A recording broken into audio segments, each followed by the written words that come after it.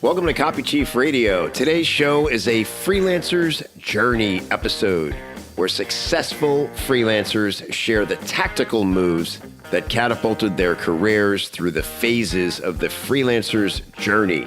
To see all 7 phases, where you are now, and how to move forward, head over to copychief.com/phases. To check out all the Copy Chief Radio episode types, go to copychief.com/CCR.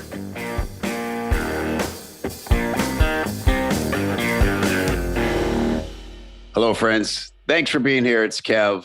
And today we're doing a freelancer's journey episode. You know how this works. It is going deep with somebody who I know well, am close to, and have watched them navigate the waters of freelance copywriting and find great success. And this is going to be a very cool one because Carolynn and Ananian is very much a path to copywriter. If you're not familiar with the training I give about the 3 paths of a successful copywriting career in a quick nutshell, the 3 paths are: path 1 is sort of the all-around freelancer, wearing all 5 hats in your business, doing all the work, closing all the deals, marketing your business. Path 2 is for people who find that overwhelming and just really want to do the writing and don't want to have to go hustle up work. And so path 2s typically work with a primary client, maybe a couple clients on the side, and often end up in-house at a high level. Path 3 is more the entrepreneurial type who becomes a consultant or starts releasing their own courses and programs because that's just how they think in systems, and they're like to go sell their own stuff rather than working with clients. So Carolynn, I think that, first of all, welcome. It's great to have you on again. Great to be here. Thanks for having me. Yeah, thanks for doing this. I know you're very busy. We'll talk about the kind of work you're doing right now, but I'd say that path 2 describes you pretty well. Yeah. The second one, basically, just let me do the work. I don't want to have to run around and hustle and close deals and send proposals. And I'm also not that interested in creating products or doing those things. I just want to get really great at copywriting and work with great teams to do it. Yeah, that was basically my decision to go in-house a few years ago. Yeah. So when you started, though, were you working with multiple clients? Were you doing all the path 1 stuff of prospecting and... Oh man, I did it all. I was prospecting. I was meeting people. I was prospecting. I was my own one-person show pony, trying to do everything. And it's so hard to do that when you're new. And I think it doesn't get talked about enough because business and copywriting are 2 completely different categories. They're 2 different skill sets to master. And it's hard enough to master 1, let alone 2 at a time, which I think is funny because there's such an emphasis on entrepreneurship. And I'm telling people early in your career, go get a job and work for a great boss for at least 5 years and thank me later. It'll just be much easier for you. Yeah. Yeah. If you can get paid to do the thing you want to be great at and learn from great people, I mean, it's the ultimate win. That probably happens most often in the world of financial copywriting, which is where you are now. So let's tell everybody a little bit about what you're doing now. And then I want to go back to how you ended up in finance and FinPub, as it were, because for a long time, that wasn't an interest of yours. No, I didn't know what I wanted to do for the longest time. Right now, I'm writing copy at Stansberry. Joined there about 6 months ago. And then before that, I worked for a few years at Agora. And then the first 4 to 5 years of my career, I was freelancing and just taking whatever came my way. And I think a great deal of that came from, for a lot of reasons. I was still trying to learn copywriting and business at the same time, like I said, which is very hard to do. And I just didn't know what I wanted to do, which also trickles down to your clients. Like if you don't know what you want, you don't know what you enjoy, you don't know what you don't like, you don't even know what makes a good client, or quite frankly, what makes you a good service provider. It was really hard. I learned a lot, and I also learned a lot of stuff not to do. And we could have a whole conversation just on that. Lessons on what not to do early in your career if you want to save yourself a lot of time. Give me the number one. Did you have a twitch over something you did once or did routinely? I think just not knowing what you want. You're not going to recognize the clients you want to work with. You don't know what makes a good client. You don't know what makes a good expert. So how can you be a good expert? How do you even recognize expertise when you are still at the beginning of your expertise journey? It's really, really hard. And then you add into things like clients who don't know what they want. You don't know what you want, and your clients don't know what they want because they're at the beginning of their business journeys. It's messy. Yeah. It's really messy. I always say it's like feeling around in the dark together, like trying to find a way out. Is there a crack with light coming through it that might be a door? Where do we go? How do we get out of this room? Yeah, it's a good point. I like what you said there about you don't recognize expertise until you have some expertise. What do you mean by that? You don't know what is good copy. Maybe early in your career, you can recognize something's good or might work, but your skills haven't necessarily caught up to your taste. And it's just really easy to get derailed by things that wouldn't derail someone further along in their career, like sticky situations with clients. How do you handle that?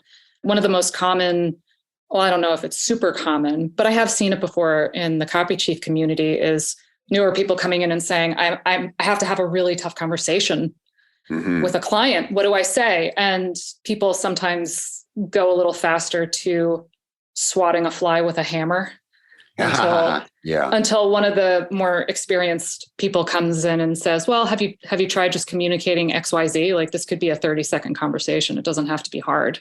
Yeah. Just set better boundaries or ask this question. Yeah, we get very scared. I remember I did in the early goings that we're going to do something so wrong that it's offensive or it's going to ruin your reputation.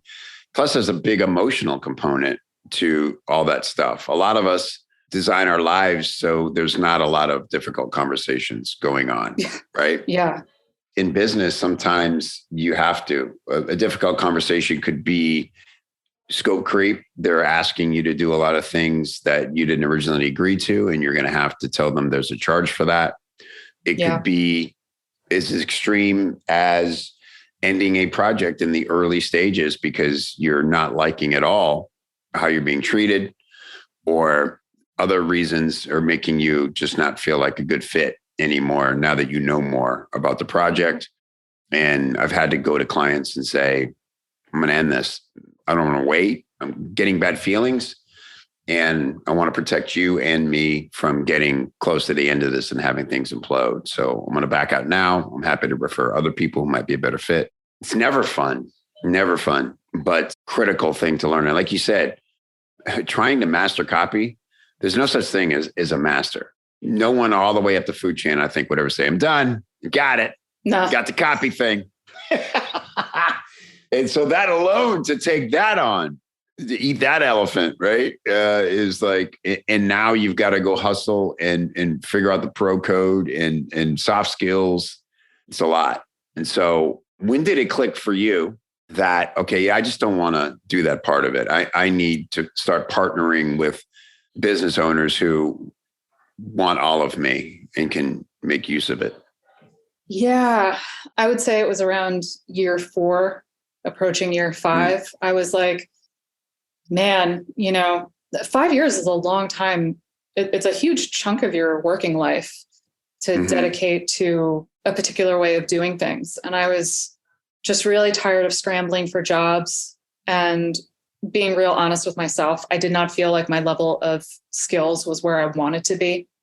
I was talking to a lot of my friends and colleagues in Copy Chief, especially, and I was just paying attention to the people that seemed happiest.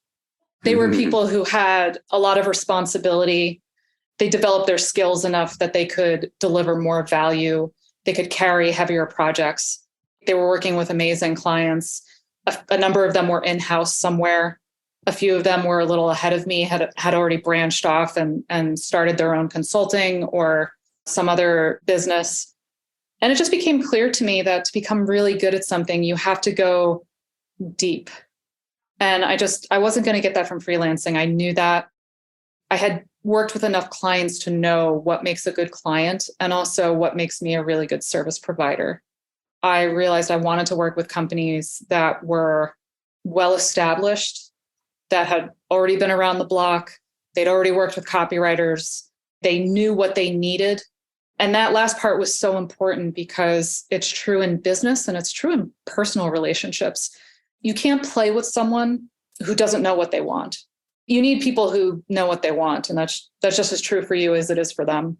So at that point, 100%. Going in-house was like obvious to me. It seemed like a no-brainer. Right. Let's go back to that part of financial copywriting.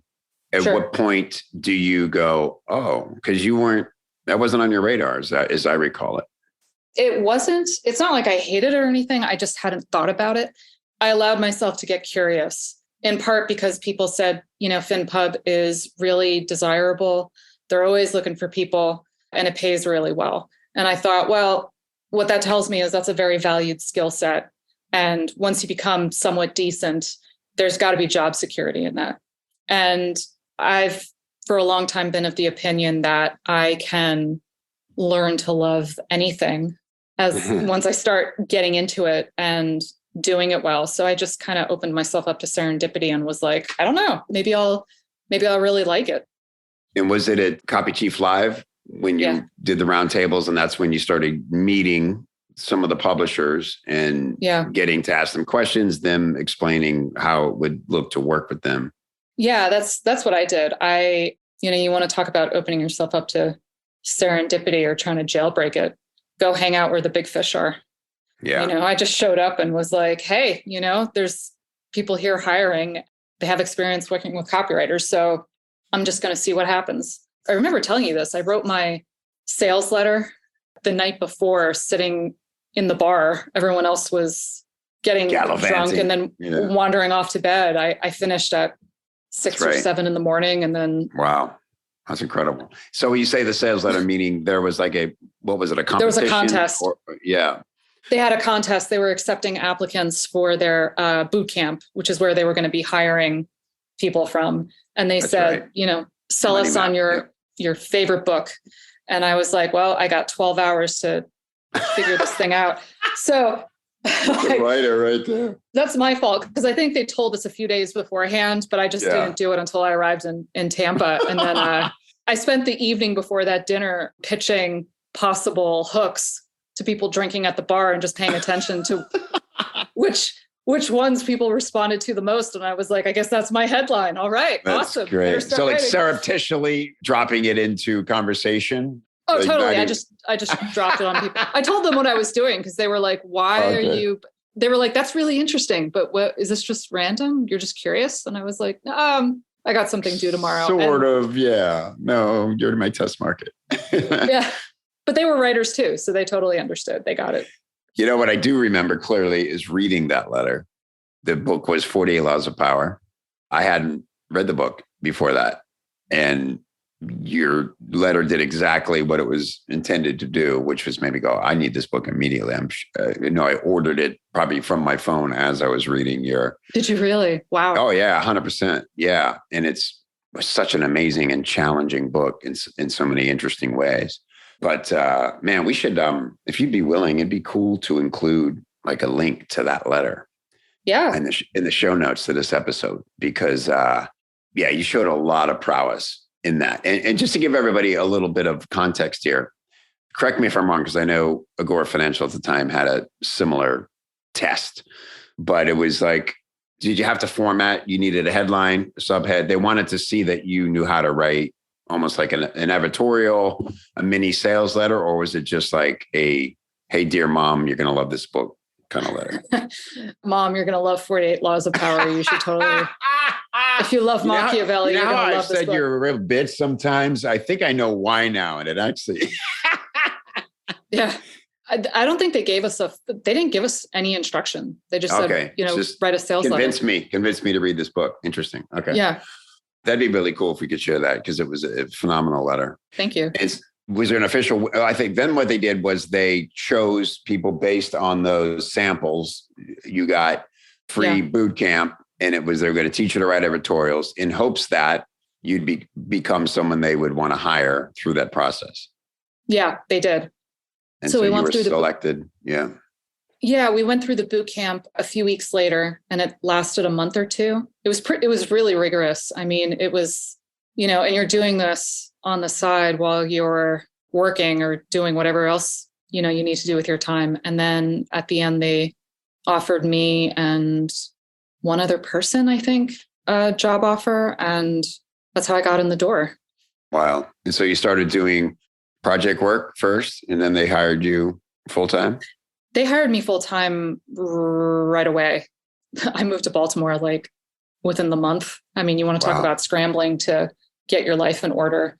But real quick, I want to mention about the sales letter, something that was deceptively hard about that sales letter, because I knew it was a controversial book, but I knew it would get people's attention. And I knew I had to address the controversy.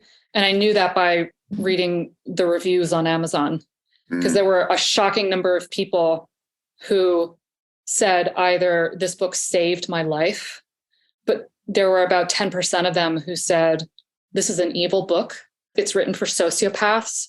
I don't know what's wrong with the author for writing this. And it's interesting because a lot of those people admitted they hadn't read it, but they already had an opinion on it. So I paid attention. I noticed that, but I paid attention to the other 90% and what they were saying, like why they actually read the book. Why did they love it so much? And they said something very similar to Robert Greene in his introduction. He said, I'm writing this book as a field manual for dealing with bullies and difficult people. And that was reflected in the vast majority of the reviews, people saying, I've been having a really hard time at work or in my family. This book has helped me navigate some really difficult situations with difficult people. So if I hadn't done that research, I might have, gone into it and written a really snarky, cheeky letter about, the sociopath's field guide to being a jackass. But that would not have resonated with a lot of people because that's not how the product was actually used. So this is a deceptively difficult lesson for early copywriters to understand. You really need to know your product and your audience and how those come together. You can't make assumptions. You have to go talk to people and you have to go see how the product is actually being used out in the world before you write a lick of copy. Yeah. Talk about not making it easy. You could have done like Dr. Seuss or Winnie the Pooh. One fish, two fish, red fish, blue fish. Oh, the places you'll go. My favorite. It's great. That's a great lesson right there.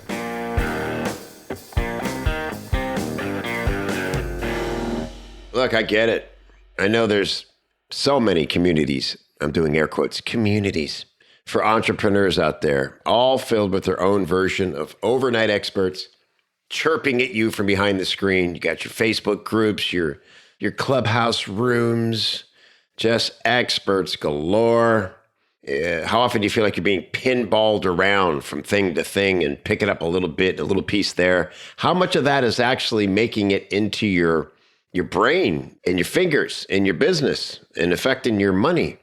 How many of these people are actually out there in the field getting their hands dirty and testing to find out what actually works and what flops? Well, in the Copy Chief community, a real community, you get shoulder to shoulder with the most active, successful marketers working in the trenches today, all while learning from industry legends who rarely teach anywhere else, if ever. Copy Chief is an amazing community, super newbie friendly. Also, you'll find, elite level marketers and copywriters in there. They're all working to become the best at their craft, get paid top dollar for their skills, stay ahead of the competition by keeping their finger on the pulse of what's working now. That's the X factor when you're backed up by a community and you can get any question you have answered by people who actually do this stuff and can tell you from real world experience what to do for your project, for your offer, for your funnel, for your clients. Man, you're unstoppable when you've got that kind of confidence. Go check us out at copychief.com/join. If you've never been a member, you're going to see what you've been missing and you're going to say, where has this been all my life? And if you've been a member in the past, I would invite you to come and check out all the new stuff. We've completely updated all the tech. So we're on brand new platforms. Everything is slick and smooth and easy to access. And it's never been better. Copychief.com/join. I'll look for you inside.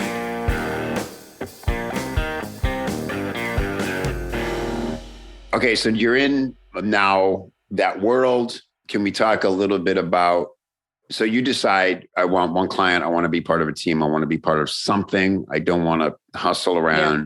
So now we achieve that goal, and what kind of new challenges start to present themselves? Well, that's the funny thing, right? No matter how far you go in your career, you never stop having problems. You just acquire new ones. I was finally in the door somewhere, but I didn't have any projects to work on because I came in as a junior, and, nobody is babysitting you at Agora. You got to find something to do. And what I understood very quickly, nobody really told me this, but I understood it. I needed to make myself into what Seth Godin calls the linchpin, someone who's indispensable. And I wasn't going to become that person if I didn't have an opportunity to prove myself. So the first 6 months were kind of tough because I was just bouncing around wherever people needed help. But then I put myself forward for a specific team with a specific skill set, which was retention. In FinPub, we call it renewals, but to the rest of the world, you would probably call it a retention team, writing to your current customers and getting them to renew, cross-sell them on something else, upsell them on something else. Actually, I would say to anyone who is starting their career, you really do have to think about what are your most valuable skills, or the most valuable skills you can acquire and bring to the table. It's not always obvious. I know we talk about things like email. Email can be really useful, but I don't know. I guess it depends. It depends on like what parts of email, what purpose for it. Yeah. I was just saying this the other day that especially now, as we record this, all the rage is the AI advancements in GPT and all this.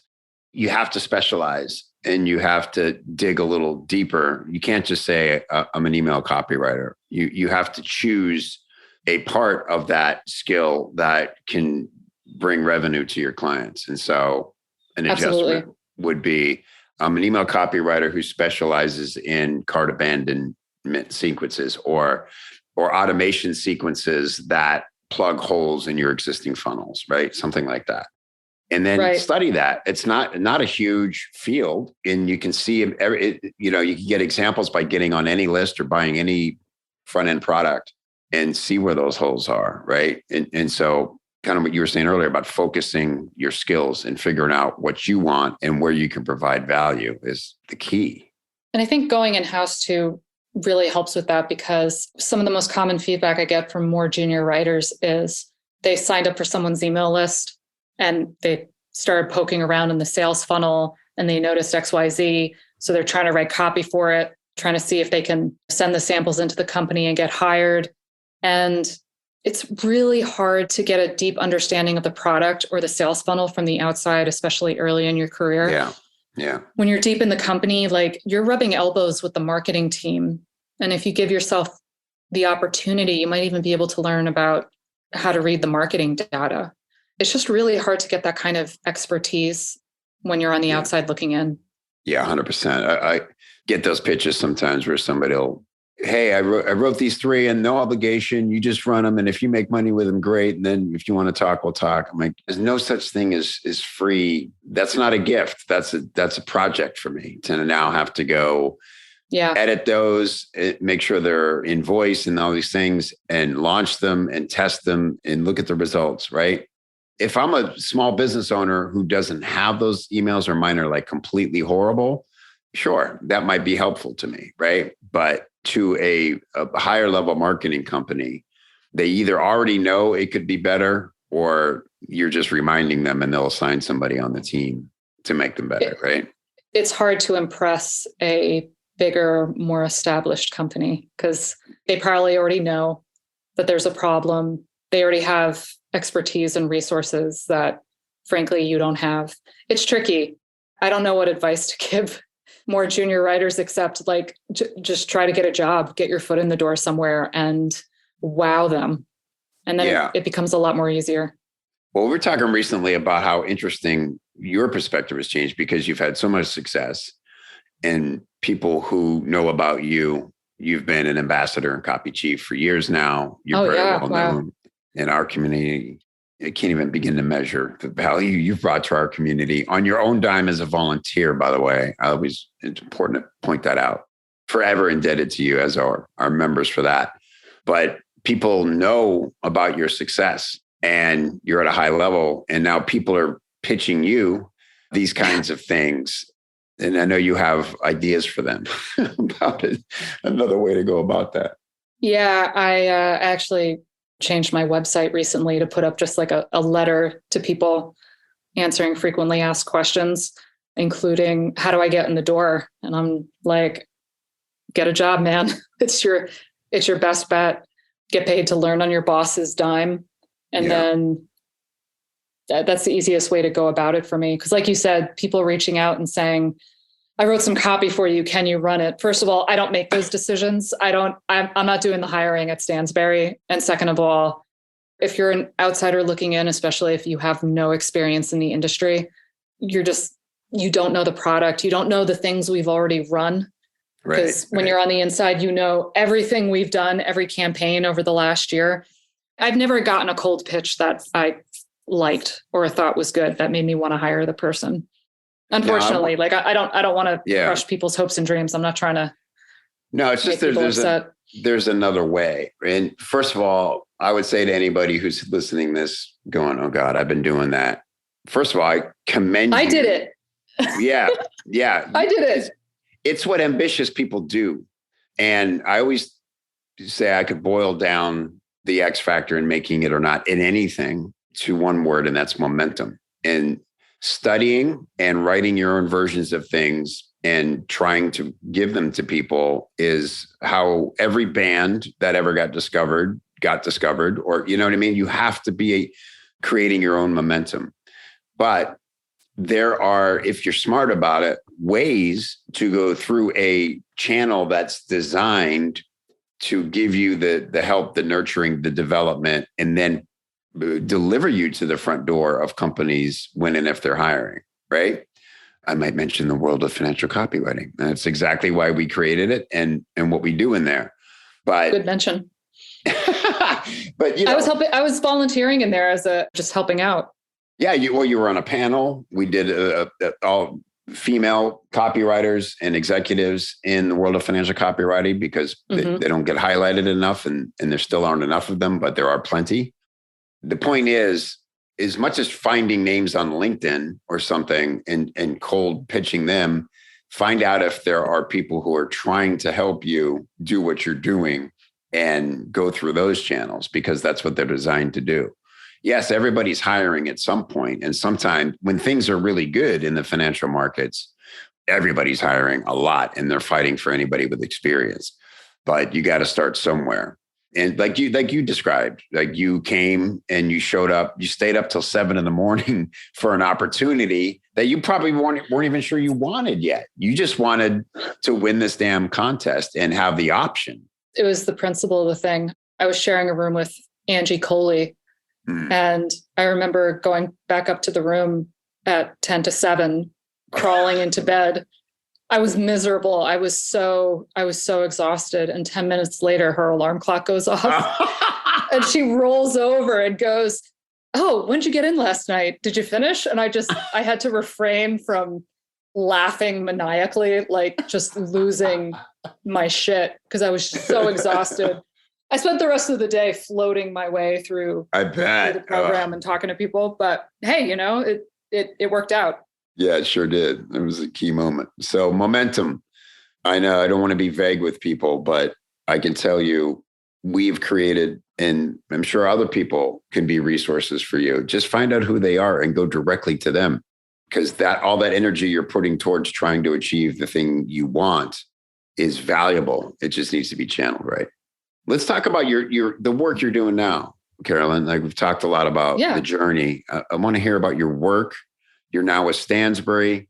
What's it like? What's a day in your life as a staff writer at Stansberry? Writing a lot. And if whatever you think a lot means, increase that a couple notches. And then it's more than that. I've had people ask me, like, do you take clients on the side? And I can't imagine how that would be possible. I just wouldn't have the time. But again, the beauty of going in-house somewhere is you can go really, really deep.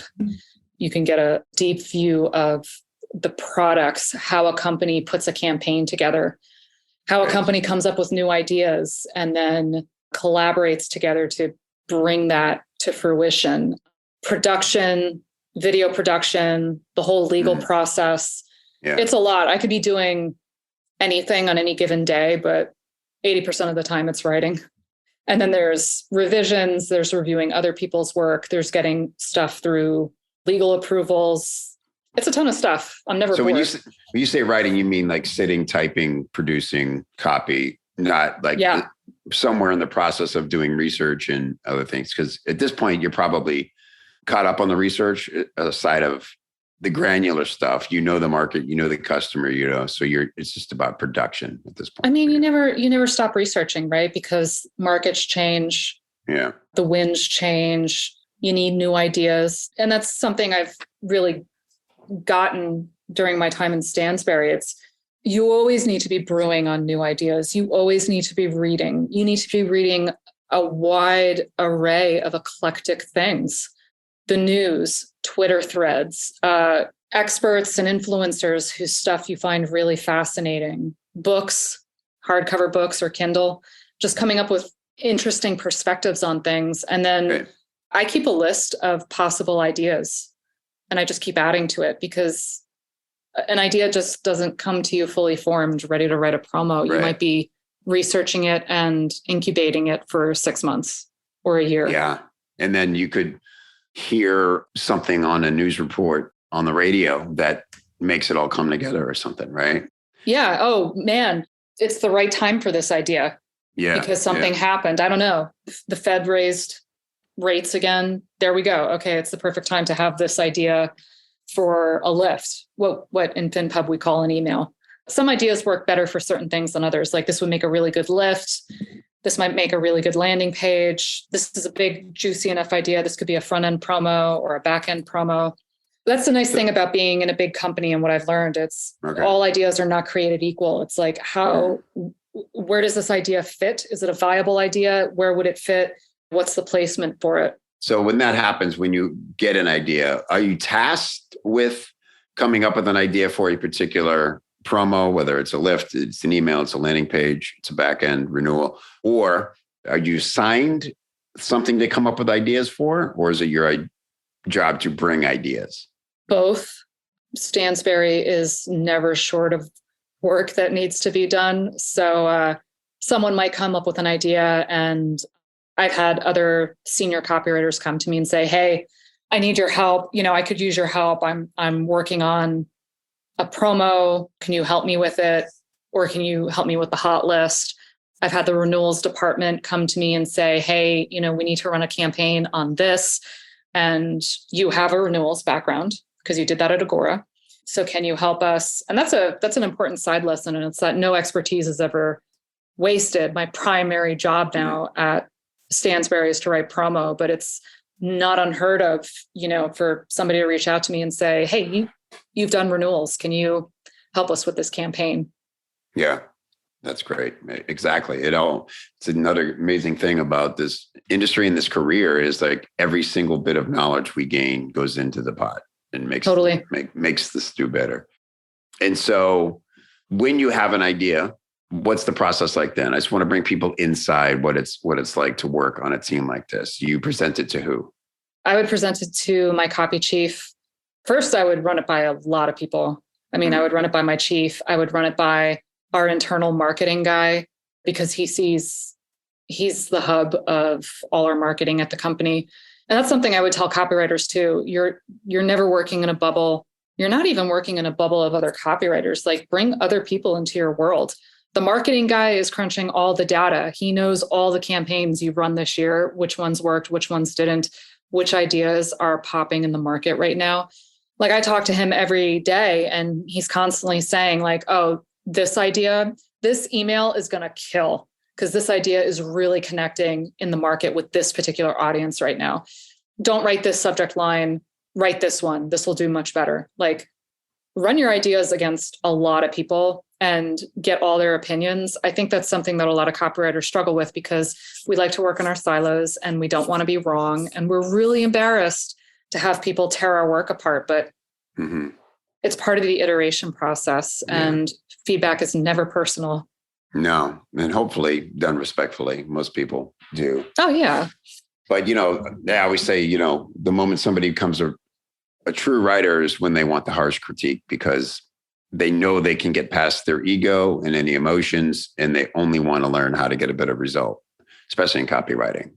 No, it's not. And I think we talked earlier about expertise and the mark of a true expert and how, first of all, it's really hard to recognize expertise early in your career because you're not an expert yourself. Right. So how can you recognize in other people what you don't have? But as I've gone further in my career, I've realized that expertise is marked by humility, curiosity, and an eagerness for feedback. I don't trust arrogance for that reason, because like you said, nobody ever masters copy.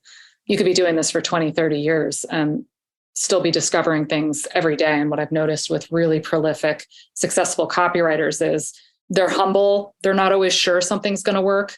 They're very curious and they don't crap on anyone, especially people coming up the ladder, because they know how hard it is. They've been there. They've been in your shoes. Exactly right. Very empathetic that way. It's like we remember what it's like to feel like everybody knows more than us, and why are we even in this room, right? And then it probably happened that morning. Like I still walk into a room and go, everyone else knows more than me. I don't know what I'm doing. That's a good sign. I think it's funny, I think of people like the most high level business people, like it must be harder and harder to get in those rooms. But then it's like, okay, I'm going to go be the dumbest guy at the tech mastermind or the legal mastermind or there's so many areas once you kind of achieve that level that you need to address. It's easy to never be done learning. Yeah.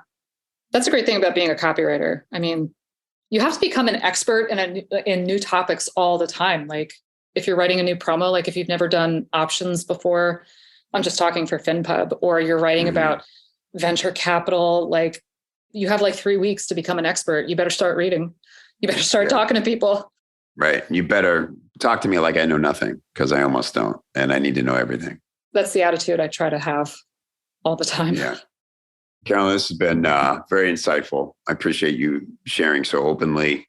I don't even know how to end it. I feel like we said it all. And there's nowhere for people to go. You don't need clients. You're not building a list. You're doing the work. And I love that. I'm just here for the pleasure of having a chat. I'm not here. I'm not selling anything. No agenda. That's refreshing. Nope. I appreciate that. So we covered what to do if you're trying to break in. What would you say served you the best? We talked about things you kind of cringe over still. Anything you did early on that you didn't know was helping you and it turned out to be super valuable? I would say, first of all, cold pitching definitely did not help me. I don't think I ever got anywhere with it. And now that I'm on the opposite side of that, I understand why. But something that really worked for me, and I didn't even realize I was doing it, was reaching out to people genuinely without an agenda. I think we got connected through mutual friends, and that's how I joined Copy Chief. And I helped you write show notes for your podcast in the early years. And it was just just an opportunity to like hang out and learn. And you were like, write my show notes. I'll review them and give you feedback. Are you interested? And I was like, great, cool. Yeah, sure. That actually led to my first clients. And I can trace a lot of my career to just showing up and being curious and wanting to work with someone because it sounds fun. I think just showing up without an agenda and just being curious about connecting with someone and getting to know them works. I still use it in my career. I still find myself working with people who I just like them. I just want to make natural connections. It's why I came to Stansberry. I interviewed with everyone and everyone was so nice. And we were just talking about we were just kibitzing. I was like, great, you know what? I want to work with these people. This is great. So that's a long way of saying, just be curious about meeting people and forming connections. I guess. With no agenda. With no agenda is the key, right? People can smell an agenda. It's so far away. I mean, just look at how you post if you use social media, Instagram, right? Like people can smell it. And if you come on with an agenda, even if you're really crafty about not making it look like you do in the beginning, it will never get the same engagement as if it's just sharing. But that's why I'm not on social media. Yeah. Good for you. I am forced to be, but I've seen your posts. Your posts are good. There's too many though that you can smell the, authenticity always wins out. It's fun to have the power to scroll immediately. Yeah. It's like you're voting. It's like, I wish I could tell you how fast I'm scrolling away from this video right now. Only you know your level of dissatisfaction and how you're expressing it. All right, Carolyn, really appreciate this. Of course, Carolyn certainly can be found in Copy Chief, where she is incredibly generous, badasseter, will help you do things that we've talked about here. And she gives immense value. And we'll always be here rooting you on, Carolyn. I hope we'll do more of these. Continue sharing the journey. I appreciate you. I appreciate you, Kev. Thanks for having me on. All right. Talk soon. Bye-bye. Hey, don't forget your goodies. Head over to copychief.com/copychiefradio to get some great free stuff to help you put the things you hear on the show into action for your business. copychief.com/CCR.